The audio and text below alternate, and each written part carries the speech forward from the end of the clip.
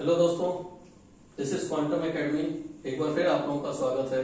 मेरा नाम अभिषेक मिश्रा है और आज हम लोग फिर सामान्य विज्ञान के जो सीरीज है उसी क्रम में आज फिर आगे बढ़ रहे हैं, जिसमें हम लोग न्यूटन के गति के द्वितीय नियम के अनुप्रयोग यानी कि application of Newton second law of motion और संवेग संरक्षण का नियम law of conservation of momentum, Newton के गति का तृतीय नियम यानी कि क्रिया प्रतिक्रिया का नियम भी कहते हैं इसे, और तीसरा नियम पे हम लोग चर्चा करेंगे। इसके पहले जो वीडियो बने हैं उसमें किसी भी तरह का कंफ्यूजन किसी भी स्टूडेंट को हो तो वो कमेंट बॉक्स में कमेंट करके और पूछ सकता है। आप डायरेक्ट हमारे नंबर पे कॉल कर सकते हैं, व्हाट्सएप नंबर है, व्हाट्सएप कर सकते हैं 9555493381 पे, या हमारे ऑफिस में टेली ऑफिस 01140224700 पे भी कॉल करके आप अपनी समस्या का समाधान कर सकते हैं। इस वीडियो को ज्यादा से ज्यादा शेयर कीजिए, लाइक कीजिए और कमेंट जरूर कीजिए कि कैसा लगा, और आगे जितने लोगों तक इसका लाभ पहुंच सके उसको पहुंचाइए, जिससे सही चीजें सही लोगों तक पहुंच सके। हमारा कंसर्न यही है कि ज्यादा से ज्यादा लोग जो कंपटीशन की तैयारी कर रहे हैं वो जो गलतियां करते हैं, छोटी छोटी गलतियां करके, और उनका पूरा का पूरा साल बेकार हो जाता है केवल इस कारण से कि कुछ निगेटिव मार्किंग के कारण, और कुछ मार्क्स से वो लोग रह जाते हैं। तो उसका जो समाधान है वो यही है कि बेसिक कॉन्सेप्ट को क्लियर कर दिया जाए, बेसिक कॉन्सेप्ट को क्लियर रखा जाए, और अगर आपका बेसिक कॉन्सेप्ट क्लियर है तो नेगेटिव मार्किंग से आप हमेशा बचने की कोशिश करेंगे और वहां पे बचेंगे। ये श्योरिटी है कि आप बच जाओगे और आपका सिलेक्शन पक्का हो जाएगा, आपका स्कोर बढ़ेगा। आज हम लोग चर्चा करेंगे कि न्यूटन के द्वितीय नियम का अनुप्रयोग यानी कि application of Newton second law के बारे में हम लोग पीछे काफी चर्चा कर चुके हैं, लेकिन उसका एप्लीकेशन क्या है, इसको हम लोग संवेग का नियम भी कहते हैं। यानी कि संवेग हमने आपको बताया था कि जब द्रव्यमान यानी कि मास इनटू वेलोसिटी, यानी कि द्रव्यमान और वेग इन दोनों के सम्मिलित प्रभाव को जब देखा जाता है तो उसे ही संवेग कहा जाता है। द्रव्यमान और वेग का सम्मिलित प्रभाव का एप्लीकेशन हमारे डेली लाइफ में कहां दिखता है? अगर आप देखिए तो कभी कार की टेस्टिंग होती है, जब कंपनियां कार बनाती हैं तो कार की टेस्टिंग होती है और उसमें जो सिक्योरिटी बैग लगाया जाता है, आजकल लगभग सभी गाड़ियों में आने लगा है, जो भी कारें ठीक ठाक होती हैं उनमें आता है सिक्योरिटी बैग होता है, वो ओपन होता है। तो जब भी कोई कार स्टक करती है तो जब टेस्टिंग होती है तो वहां पे देखा हो जाता है यहां मास भी है और वेलोसिटी के साथ इसको यहां पे स्टक कराया जाता है, और स्टक कराने के बाद ये बैलेंस वहां पे बनाया जाता है कि कितने स्पीड से उसको स्टक कराया जाए कि जब उस पे वो इफेक्ट लगे तो वो सिक्योरिटी बैग ओपन हो जाए और जो पर्सन इसमें बैठा है उसको कोई भी दिक्कत ना हो। तो ये सब कैलकुलेट करने के लिए यानी कि टेस्टिंग ऑफ कार में जब सिक्योरिटी बैग के ओपन होने के समय में यहां हम संवेग के नियम का पालन करते हैं, वहां इसको अप्लाइड करते हैं। आप इसका एप्लीकेशन देखोगे तो मिसाइल टेक्नोलॉजी में भी की जाती है कि कितने स्पीड से और कितने मास के पेलोड ले जाने पर कितना डिस्ट्रक्शन होगा, ये कैलकुलेट करना होता है। वहां पे मिसाइल टेक्नोलॉजी में भी इसका उपयोग हम लोग करते हैं, देखते हैं, जिससे कि पता चल जाए कि कितना पेलोड हमको ले जाना है। पेलोड का मतलब कितना वेट ले जाना है, कितना बारूद ले जाना है, सामान्य शब्द में ये समझ सकते हैं आप, जिससे कि कितने स्पीड से उसको स्टक कराया जाए कि वहां पे डिस्ट्रक्शन ज्यादा से ज्यादा हो सके। कई तरह की मिसाइलें हैं, उन पे भी हम लोग चर्चा करेंगे। बैलिस्टिक मिसाइल होगी, क्रूज मिसाइल होगी, किस तरह की मिसाइलें होती हैं, कैसे काम करती हैं, इस पे भी हम लोग आगे चर्चा करेंगे।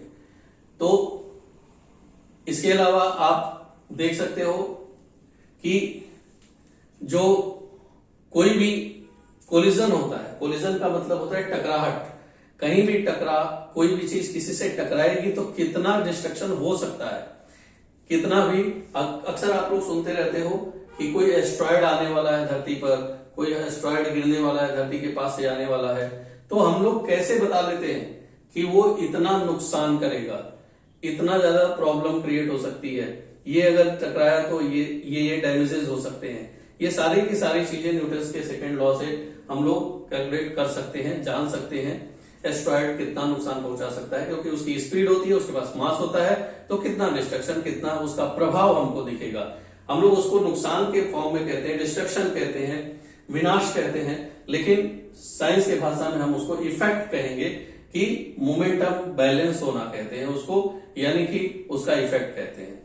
और मोमेंटम बैलेंस होने से ही रिलेट करता है संवेग संरक्षण का नियम, यानी कि कोलिजन से पहले, यानी कि टकराने से पहले जो वेलोसिटी और मास के कारण उसके पास एनर्जी थी, और टकराने के बाद किसी ऑब्जेक्ट से उसके पास द्रव्यमान और वेग के कारण जो ऊर्जा है, ये दोनों ही क्या होनी चाहिए, बैलेंस होनी चाहिए। और वो तब तक बैलेंस होगी जब तक कि दोनों जब तक बैलेंस होगी, जब तक उसका प्रभाव दिखेगा, जब तक उसका प्रभाव दिखेगा, जब तक कि वो बैलेंस ना हो जाए। यानी कि जैसे कभी आप दो कार को टकराते हुए देख लो, तो अगर दो कार एक दूसरे से टकरा रही है तो यहां पे क्या होगा, कुछ डैमेजेस होंगे, ये दोनों कार अलग अलग डायरेक्शन में मूव भी कर सकती है।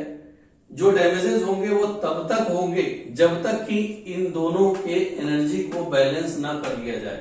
यानी कि इसके पास भी द्रव्यमान है, इसके पास भी वेलोसिटी थी, इसके पास भी द्रव्यमान है, इसके पास भी वेलोसिटी थी, ये दोनों टकराएंगी और इनके टकराने के बाद जो प्रभाव उत्पन्न होगा वो उतना प्रभाव होगा जितना कि इन दोनों के पास एनर्जी रहा होगा इनके वेग और द्रव्यमान के कारण। सामान्य शब्दों में अगर जितना डैमेज हो रहा है वही इफेक्ट हम कैलकुलेट कर पाएंगे कि कितना डैमेज होगा।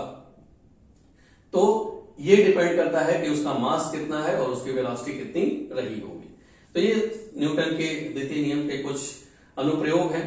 जैसे इसी का अनुप्रयोग आप देख सकते हो कि जो बड़े रेंज की बंदूकें बनाई जाती हैं, तो बड़े रेंज की बंदूक आप कैसे बनाओगे, उसमें कोलिजन होता है, एक स्ट्राइक करता है स्प्रिंग, और तब जो बुलेट होती है वो बाहर निकलती है।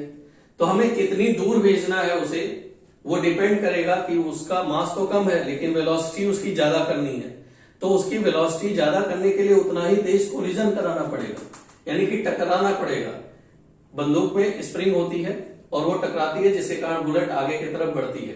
तो जब वो कितने मास का हमें बुलेट रखना पड़ेगा और कितनी स्पीड से उसको कोलिजन कराना पड़ेगा, उसका कोलाइड कराना पड़ेगा, उसे टकराना पड़ेगा, जिससे कि वो हमारे रेंज तक पहुंच जाए।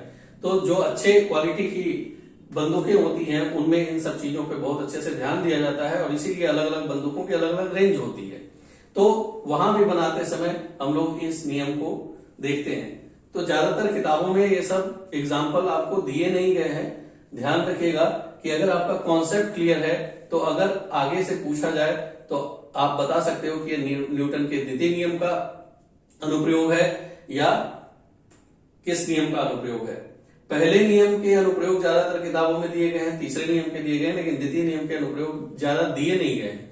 इसलिए हमने आपको कुछ एग्जाम्पल दे करके कॉन्सेप्ट क्लियर करने के लिए हमने सोचा कि एग्जाम्पल दे दें, ताकि आपके सामने अगर इस तरह का एग्जाम्पल आए तो ज्यादातर लोग वहां पे न्यूटन का तृतीय नियम लगाएंगे। क्योंकि ज्यादातर किताबों में लिखा है कि बंदूक से छूटती हुई गोली, तो उनको लगेगा कि छूटती हुई गोली का मतलब गोली आगे जाएगी, बंदूक पीछे जाएगी। वो तो एक्शन रिएक्शन का लॉ है।